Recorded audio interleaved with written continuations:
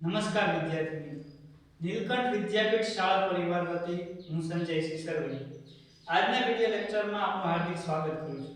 વિદ્યાર્થી મિત્રો, આજના વિડિયો લેક્ચરમાં આપણે ધોરણ 8 માં વિજ્ઞાન વિષયમાં પ્રકરણ 2 સૂક્ષ્મજીવ મિત્ર અને શત્રુ વિશે અભ્યાસ કરીશું. વિદ્યાર્થી મિત્રો, આ પ્રકરણનું નામ તમે જુઓ, સૂક્ષ્મજીવ મિત્ર અને શત્રુ. મિત્ર કે એનો મતલબ એવો હોય છે કે કેટલાક સૂક્ષ્મજીવો આપણા માટે ઉપયોગી છે, ઉપયોગમાં આવે એવા છે, અને શત્રુ એટલે કે કેટલાક સૂક્ષ્મજીવો છે એ હાનિકારક અથવા તો બિનજરૂરી છે કે આપણે કહીએ કે નડતા પણ હશે. તો વિદ્યાર્થી મિત્રો, તમે તમારી આસપાસ પ્રાણીઓ, વનસ્પતિ સહિત કેટલાક સજીવોને જોયા છે, પરંતુ કેટલાક સજીવો એવા છે કે જેને તમે નરી આંખે જોઈ શકતા નથી. હું અને તમે આપણે એકબીજાને જોઈ શકીએ છીએ, પંખો છે, છેલ્લે આપણે વાળ કે કીડી એને પણ જોઈ શકીએ, પણ એના કરતા પણ કેટલાક સજીવો એવા છે કે આપણે નરી આંખે આપણી આંખે જોઈ શકતા નથી. એને જોવા માટે આપણે કોઈ સાધનનો ઉપયોગ કરવો પડે છે. તો એવા સજીવો છે ને આપણે સૂક્ષ્મજીવો કહીએ. તો આપણે પહેલા સૂક્ષ્મજીવની વ્યાખ્યા જોઈએ. સૂક્ષ્મજીવ તો કે જે સજીવને આપણે નરી આંખે જોઈ શકતા નથી તેવા સજીવને સૂક્ષ્મજીવ કહે છે.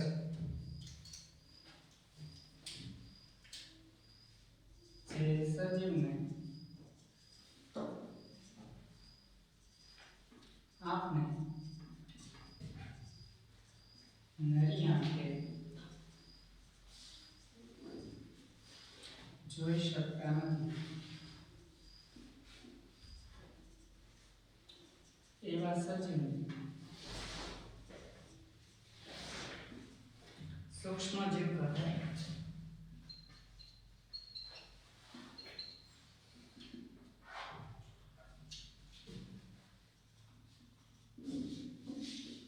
હવે વિદ્યાર્થી મિત્રો, આપણે એક ઉદાહરણ જોઈએ કે ચોમાસામાં બ્રેડ છે એ સડવા લાગે છે. ચોમાસામાં બ્રેડ સડવા લાગે છે. તમે બ્રેડની સપાટી છે એના પર જોશો તો સફેદ રાખોડી ધબ્બા જોવા મળે છે, અને આ ધબ્બાને તમે બિલોરી કાચની મદદથી જોશો તો સૂક્ષ્મ કાળી અને ગોળાકાર રચના જોવા મળે છે. તો આ એક પ્રકારની ફૂગ છે, સૂક્ષ્મજીવ છે. શું છે? ફૂગ અથવા તો સૂક્ષ્મજીવ. તો આપણે એક ઉદાહરણ જોઈએ કે ચોમાસામાં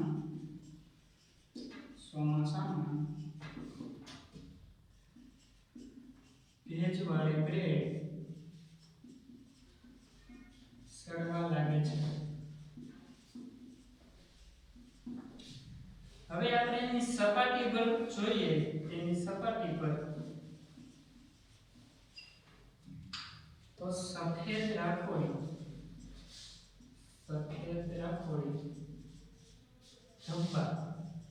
ધબ્બા એટલે કે આપણે ડાઘ પણ કહીએ, ધબ્બા જોવા મળે છે.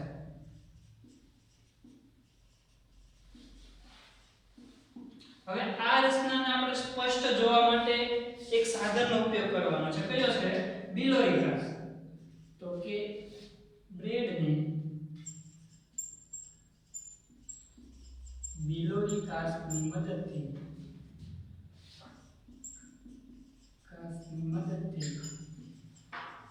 જોતા કેવી રચના જોવા મળશે? સૂક્ષ્મ કાળી અને ગોળાકાર. સૂક્ષ્મ કાળી અને ગોળાકાર રચના જોવા મળે છે.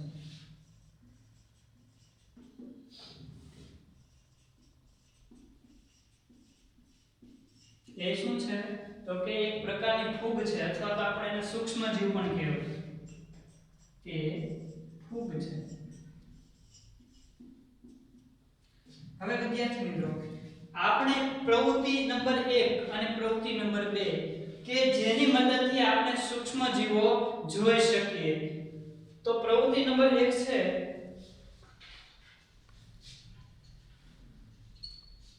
કે જમીનની માટીમાં રહેલા સૂક્ષ્મજીવનું નિરીક્ષણ કરવું. જમીનની માટીમાં રહેલા સૂક્ષ્મજીવનું નિરીક્ષણ કરવું.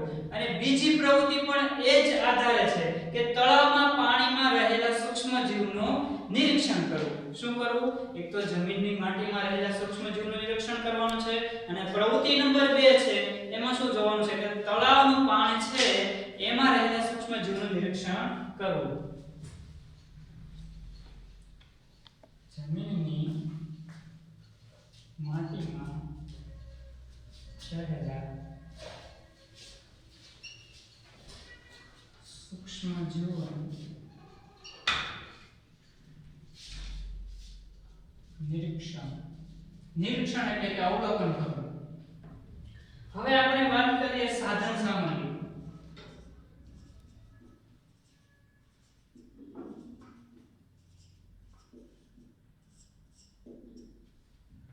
તો કે એમાં કેવા કેવા આપણે આ જમીનમાં રહેલા માટીમાં રહેલા જે સૂક્ષ્મજીવ છે એને આપણે જોવા માટે કેવા કેવા સાધન વાપરશે? તો કે એક તો બગીચા કે ભેજયુક્ત અથવા તો આપણે બગીચા અથવા તો ભેજયુક્ત માટી.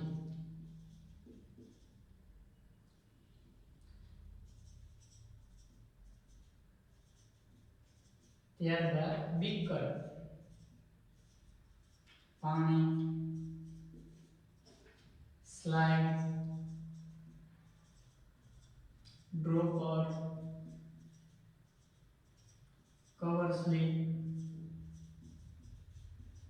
વિદ્યાર્થી મિત્રો આ ત્રણ જે સાધન છે એ એક ડી સેક્શન નામનું બોક્સ આવે છે એમાં પણ હોય, પણ આપણે જે સાધન સામગ્રી દર્શાવી નામ પાડીને એ જરૂરી છે. અને છેલ્લે આપણે શેમાં નિરીક્ષણ કરવાનું હોય? સૂક્ષ્મદર્શક યંત્ર, જેનું અંગ્રેજી નામ છે આપણે કે બીજું નામ માઇક્રોસ્કોપ પણ કહે. તો આપણે પદ્ધતિ જોઈએ.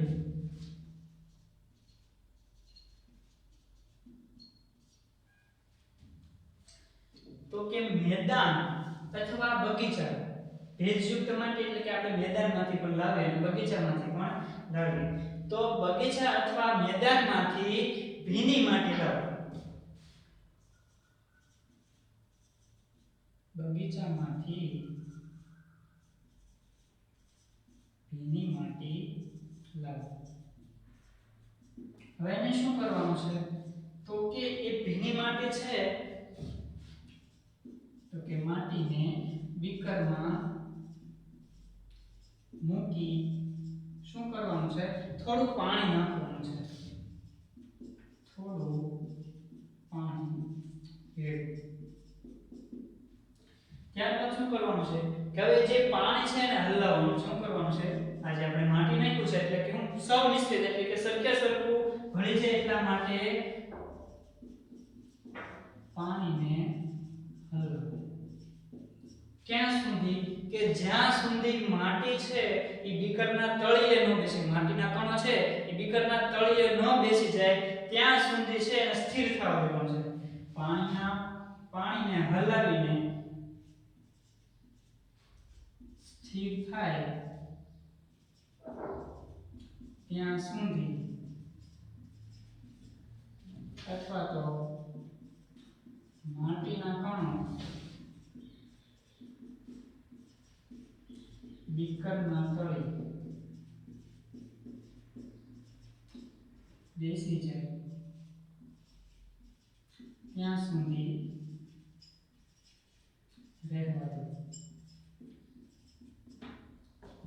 ત્યાર પછી શું કરવાનું છે કે હવે આપણે પાણી છે ઉપર આવી ગયા તો એમાં શું થાય કે માટીના કણો છે નીચે બેસી જાય અને સૂક્ષ્મજીવો છે એ પાણીની સપાટી પર આવી જાય. ત્યારબાદ એવું કરવાનું છે કે ડ્રોપરની મદદથી પાણી લઈ એને સ્લાઇડ પર મૂકવાની છે.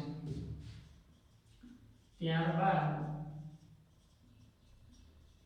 ડ્રોપરની મદદથી પાણી લઈ એક ટીપું સ્લાઇડ પર મૂકો. હવે શું કરવાનું છે તો કે જે આપણે સ્લાઇડ પર પાણીનું એક ટીપું મૂક્યું તો એના પર ધીમે ધીમે કવર સ્લિપ કે નાની એવી ગોળ જે કાચની રચના આવે છે એવી રીતે મૂકવાની કે એર બબલ એટલે કે હવા ન રહી જાય એવી રીતે ધીમે ધીમે મૂકવાનું. ત્યારબાદ એની પર ધીમેથી કવર સ્લિપ મૂકો અને તેને સૂક્ષ્મદર્શક યંત્ર અથવા તો માઇક્રોસ્કોપનું અવલોકન કરો અથવા તો એનું નિરીક્ષણ કરો. હવે વિદ્યાર્થી મિત્રો આપણે માઇક્રોસ્કોપને પહેલા આપણે પ્રવૃત્તિ કરતા પહેલા તમને કહી દઉં કે આપણે માઇક્રોસ્કોપ છે એના નીચેની એક કાચ જેવી રચના આવે ત્યાંથી પ્રકાશ મેળવવાનો હોય તો પહેલા જે આપણે જ્યાં જોવાની છે સ્લાઇડ તો ત્યાં માઇક્રોસ્કોપને વ્યવસ્થિત રીતે પ્રકાશ મળે એવી રીતે આપણે સરખી રીતે જોઈ શકીએ પ્રકાશ મળે એવી રીતે મૂકીને પછી આપણે આ પ્રવૃત્તિ કરવાની છે. તો આપણે અવલોકન કરતા જણાશે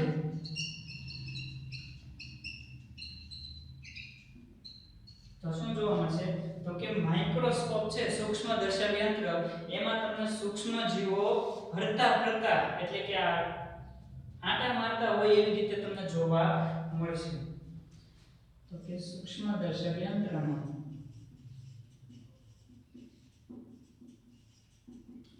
સૂક્ષ્મ જીવો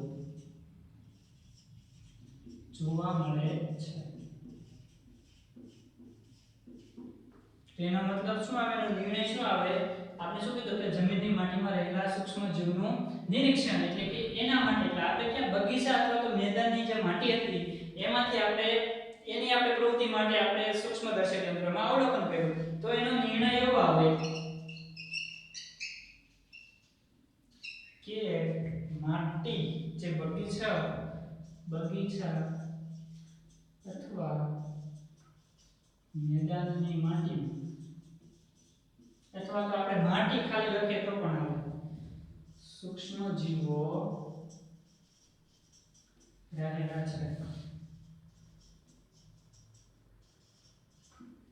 હવે વિદ્યાર્થી મિત્રો આ જ રીતે બીજી પ્રવૃત્તિ છે પણ શું કરવાનું છે મેદાનની માટી અથવા તો બગીચાની માટી છે એની જગ્યાએ તળાવનું પાણી આપણે ખાલી પ્રવૃત્તિનું નામ લખી નાખીને પછી આ જ પ્રવૃત્તિમાં આપણે સમજી લઈએ કે એ કેવી રીતે કરવાનું છે.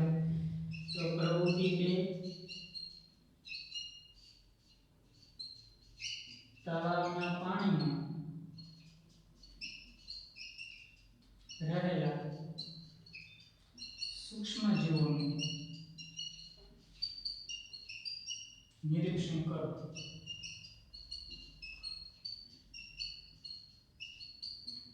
તો આપણે જોઈએ કે તો જમીનની માટી છે એની જગ્યાએ કયું આપણે લેવાનું છે તો કે તળાવનું પાણી.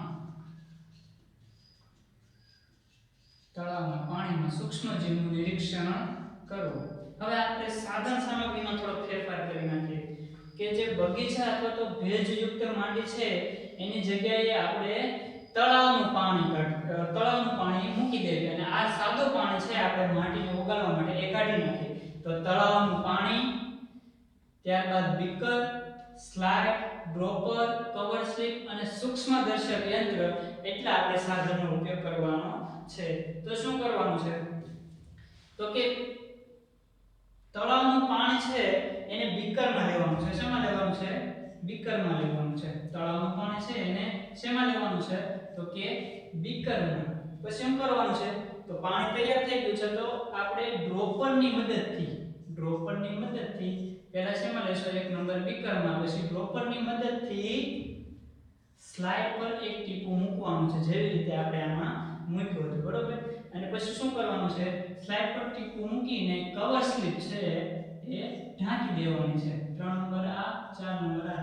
અને પછી આપણે શું કરવાનું છે કે સૂક્ષ્મદર્શક યંત્રમાં અવલોકન કરવાનું છે. તો તમને જોવા મળશે કે સૂક્ષ્મદર્શક યંત્રમાં સૂક્ષ્મ જીવો છે જોવા મળે છે.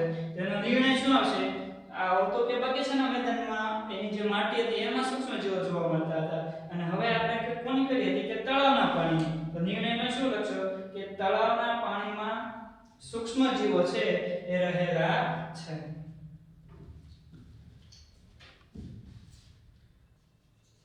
હવે આપણે આગળ વાત કરીએ કે આ અવલોકન પરથી આપણને ખ્યાલ આવે છે કે માટીમાં અને પાણીમાં સૂક્ષ્મ જીવો રહેલા છે.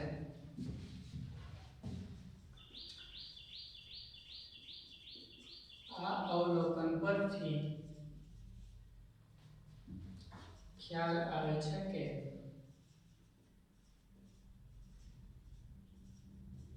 શું આવે કેમાં કેમાં આપણે જોવા મળ્યા તો કે માટીમાં અને પાણીમાં સૂક્ષ્મ જીવો રહેલા છે.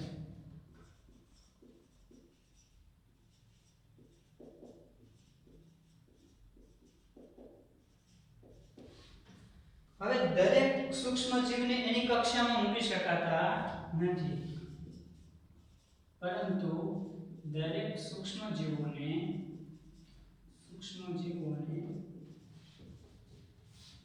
તેની કક્ષામાં મૂકી શકાતા નથી. કેમ કેમ કે જો આપણે જોયું કે બ્રેડ પર ઉગવા વાળી ફૂગ છે, બ્રેડ પર ઉગવા વાળી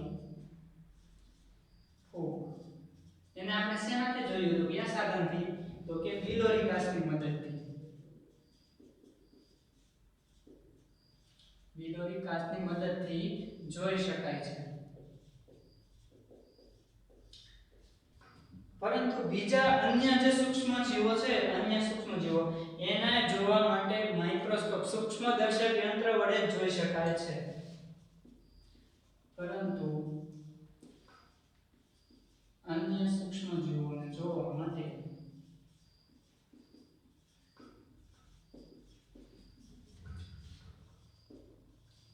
માઇક્રોસ્કોપ અથવા તો સૂક્ષ્મદર્શક યંત્રનો ઉપયોગ કરવો પડે.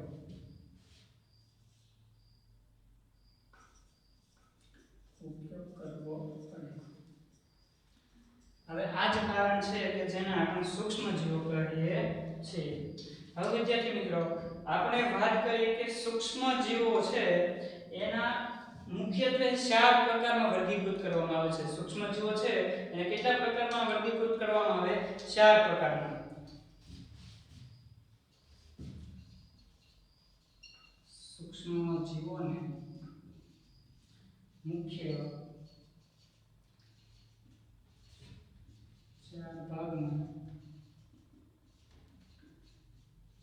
વર્ગીકૃત અથવા તો એનું વર્ગીકરણ કે વિભાજન કે જુદા પાડી શકે એવું પણ કહી શકે, વર્ગીકૃત કરવામાં આવે છે.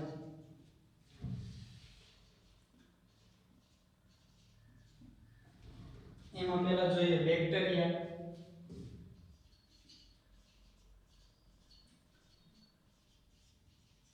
હવે તમને બેક્ટેરિયાનું બીજું નામ જણાવી દઈએ કે બેક્ટેરિયાને જીવાણુ પણ કહેવાય.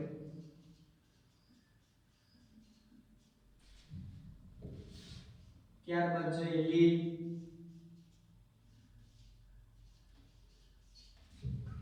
ત્યારબાદ જોઈએ પ્રજીવ અને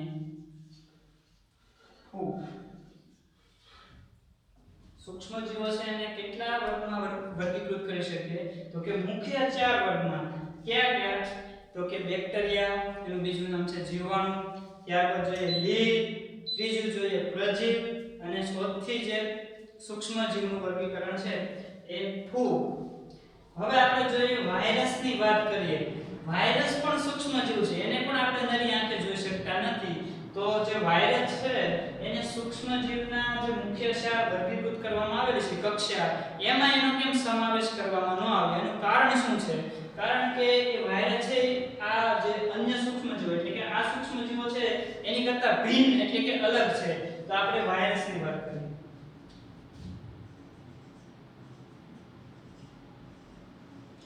હવે જેવી રીતે બેક્ટેરિયાનું બીજું નામ છે જીવાણુ, એવી રીતે વાયરસનું બીજું નામ છે વિષાણુ.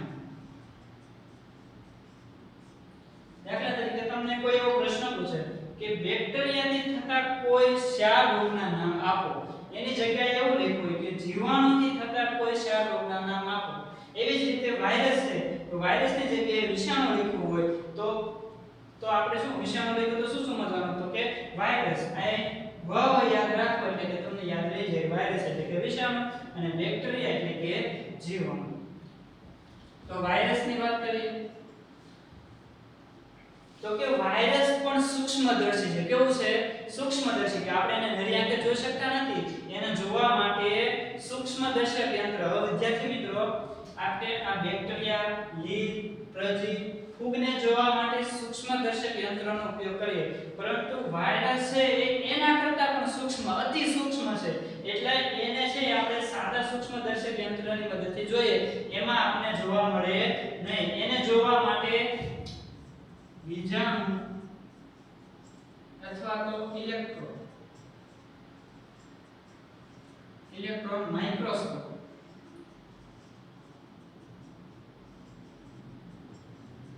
એટલે કે કેવું જે પ્લગ વાળો કે એને પિન ભરાવીને આપણે સ્વિચ દ્વારા શરૂ કરીને લાઈટ જે કરીએ આપણે જે સાદું સૂક્ષ્મદર્શક યંત્ર છે એ આપણે સૂર્યના પ્રકાશથી જોઈએ છે, બરોબર? એ પ્રકાશના આધારે આપણે એને જોઈ શકીએ. પણ જે વાયરસ છે એને વિજાણુ એટલે કે જે ઇલેક્ટ્રિક થી ચાલતું હોય એવા સૂક્ષ્મદર્શક એની જ લાઈટની મદદથી આપણે જોઈ શકીએ. એટલા એ સૂક્ષ્મ છે. તો આપણે લખીએ તો કે વાયરસ એ પણ સૂક્ષ્મદર્શી છે.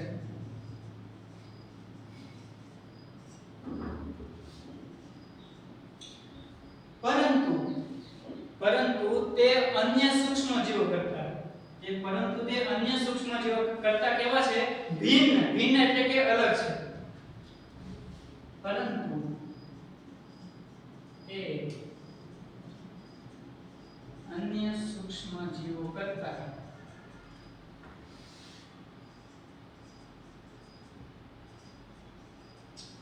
ભિન્ન છે. ભિન્ન એટલે આપણે કોર્સમાં અલગ પણ કીધું. અલગ છે. હવે કેવી રીતે ભિન્ન અથવા તો અલગ છે?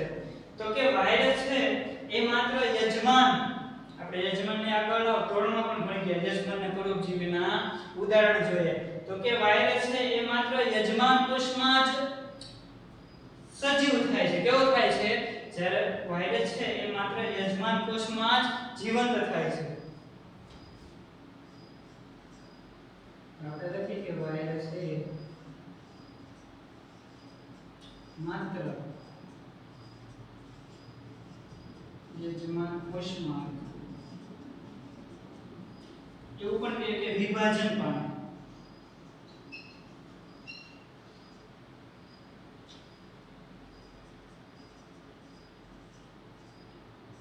વિભાજન એટલે કે યજમાન હોય એના શરીરમાં પ્રવેશે એટલે કે વિભાજન દ્વારા એની વૃદ્ધિ થાય છે. ત્યાં સુધી તે સજીવ છે એવું દર્શાવે છે. હવે આપણે યજમાનના ઉદાહરણ જોઈ લઈએ કે કયા કયા પ્રાણીઓ છે એના યજમાન છે, એના શરીરમાં એક જીવન સજીવ થાય છે. તો કે બેક્ટેરિયા આપણે તમને વાત કરી ને કે આ જે સૂક્ષ્મજીવો છે એની કરતાં પણ વાયરસ એ અતિ સૂક્ષ્મ જીવો છે. એટલે વાયરસ એ બેક્ટેરિયાના શરીરમાં, એક કોષી બેક્ટેરિયા હોય છે એના શરીરમાં પ્રવેશીને પણ એ સક્રિય બને છે. ત્યારબાદ પ્રાણીઓ, એમાં મનુષ્ય પણ આવી જાય અને વનસ્પતિ. આ બધા કેવા છે? વાયરસના યજમાન છે. હવે આપણે આનો અર્થાત જોઈએ કે વાયરસ એ માત્ર યજમાન કોષમાં જ વિભાજન પામે છે. એનો મતલબ શું? તો લખીએ કે અર્થાત તે જ્યારે તે એટલે કે વાયરસ યજમાન શરીરમાં પ્રવેશે છે,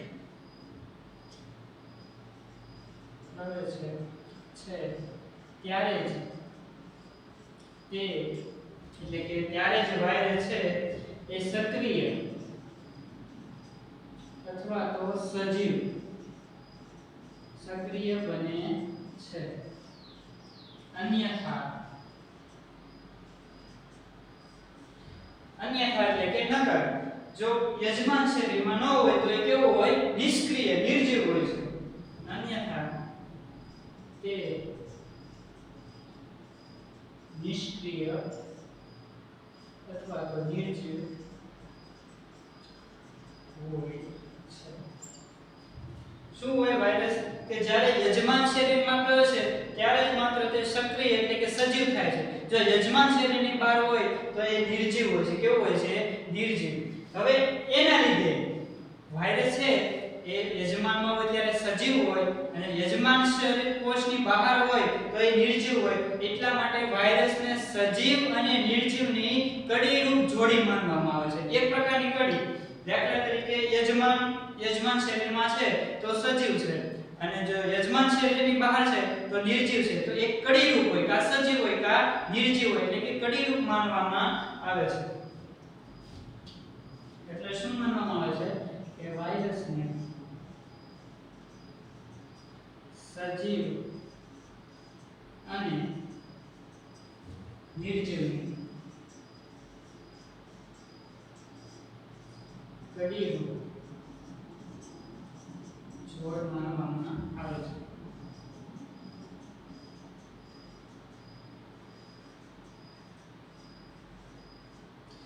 હવે આપણે જોઈએ વાયરસના કેટલાક ઉદાહરણો અને વાયરસથી થતા કેટલાક રોગો. તો આપણે શું જોવાનું છે? વાયરસના કેટલાક ઉદાહરણ અને વાયરસથી થતા કેટલાક રોગો. હવે વિદ્યાર્થી મિત્રો, આ જે બેક્ટેરિયા છે, લીલ છે, પ્રજીવ છે, ફૂગ છે, એ તમારા પાઠ્યપુસ્તકમાં આકૃતિ નંબર 2.1 થી 2.4 માં એના ઉદાહરણ અને એના જે ફોટો છે આપેલા છે. વાયરસનો પણ આપેલો છે. એમાં ટેક્સ્ટ બુકમાં ભૂલથી 2.3 થઈ ગયું છે. 2.3 આકૃતિ છે એ પ્રજીવની છે, પણ તમે એ ભૂલ સુધારીને 2.5 કરી નાખજો, જેમાં વાયરસની આકૃતિ છે. હવે આપણે જોઈએ કે વાયરસના કેટલા ઉદાહરણ કરે છે. વાયરસના ઉદાહરણ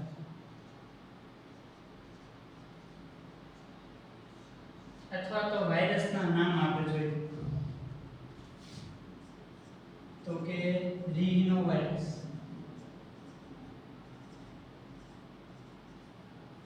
આ વાયરસ છે આપણે જે શરદી થાય છે એમ. રેબડો વાયરસ એટલે કે જે હડકવા થાય છે એમ. HIV human immunodeficiency virus, જે એઇડ્સ થાય છે એના માટેનો વાયરસ. SARS-CoV-2 આ વાયરસ છે આપણે ઉમેર્યો છે નવો, જે અત્યારે હાલમાં છે કોરોના વાયરસ જે કહે છે એવડે. એનું આખું નામ છે severe acute respiratory syndrome corona virus 2. એટલે કે આ રેસ્પિરેટરી એટલે કે શ્વસન તંત્રને લગતો જે રોગ છે, આપણે જે વાયરસ છે એનું નામ છે severe acute respiratory syndrome corona virus 2 એવું નામ છે. ત્યારબાદ S1N1 એટલે કે જે સ્વાઇન ફ્લૂ આપેલા હતો એ. હવે આપણે જોઈએ કે વાયરસ થી થતા કેટલાક રોગોના. વાયરસ થી થતા કેટલાક રોગોના નામ.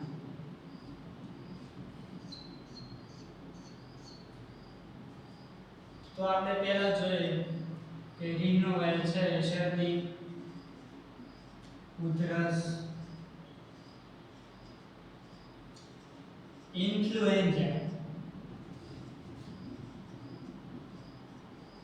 વિદ્યાર્થી મિત્રો, હજી પણ આ બેક્ટેરિયા છે, લીલ છે, પ્રજીવ, ફૂગમાં પણ એવા ઉદાહરણ આવશે કે તમારે 2 વખત વાંચવા પડશે અને તમારે મનન એટલે કે એક વખત જોયા વગર 2 વખત તમારે રિપીટ કરશો ત્યારે જ તમને આ નામ છે બધા યાદ રહેશે. ત્યારબાદ જોઈએ હડકવા, પછી HIV છે એનો જોઈએ AIDS, acquired immunodeficiency syndrome. એ કયો છે? એઇડ્સ નું પૂરું નામ છે એ કયા વાયરસ થી થાય? HIV એટલે કે હ્યુમન ઇમ્યુનો ડેફિશિયન્સી વાયરસ. ત્યારબાદ આપણે કોરોના વાયરસનું જે નામ છે એટલે કે કોરોના આપણે લખીએ H1N1 સ્વાઇન ફ્લૂ.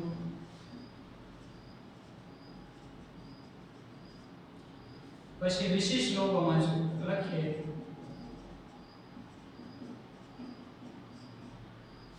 પોલિયો. આપણે પોલિયોની રસી આપે છે. પહેલા બાળપણમાંથી જ એનો ઝટકો આવી જતો અને અપંગતા હતી એ જોવા મળતી પોલિયોમાં. ત્યારબાદ પોલિયો શબ્દ.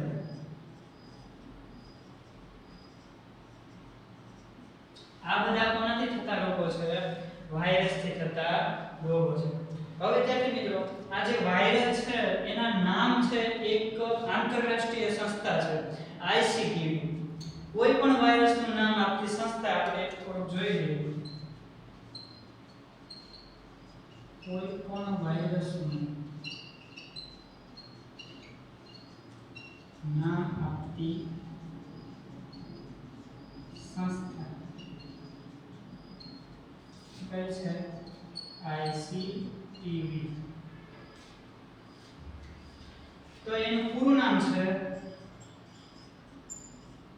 International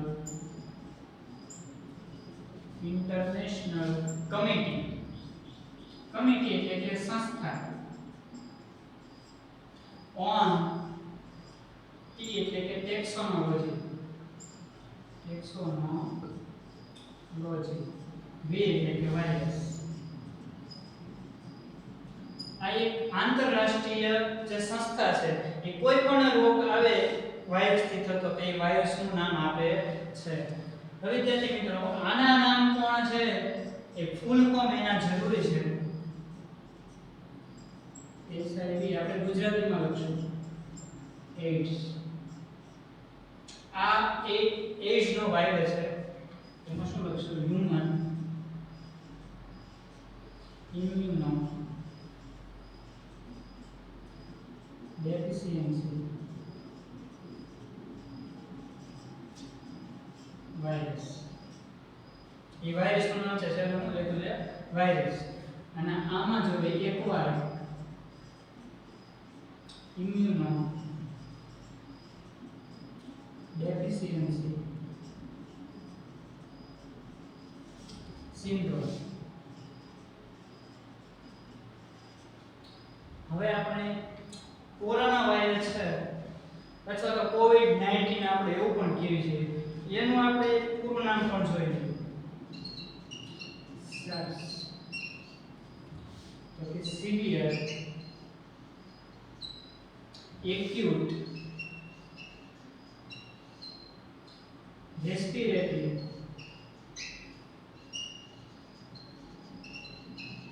syndrome.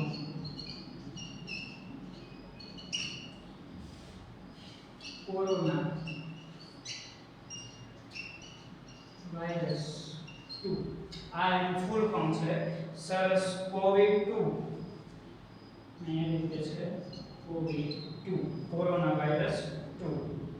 તો વિદ્યાર્થી મિત્રો આજના વિડિયો લેક્ચરમાં બસ આટલું જ. હવે અગાઉના વિડિયો લેક્ચરમાં આપણે જે સૂક્ષ્મજીવોના 4 વર્ગ છે જેવા કે બેક્ટેરિયા, લીલ, પ્રજીવ, ફૂગ એનાથી થતા રોગો અને એના કેટલાક ઉદાહરણો આપણે જોઈશું. ત્યારબાદ સૂક્ષ્મજીવો ક્યાં રહે છે અને ઉપયોગી સૂક્ષ્મજીવો છે એ કયા કયા ક્ષેત્ર અને કઈ કઈ વસ્તુ બનાવવા માટે ઉપયોગી છે એના વિશે અભ્યાસ કરીશું.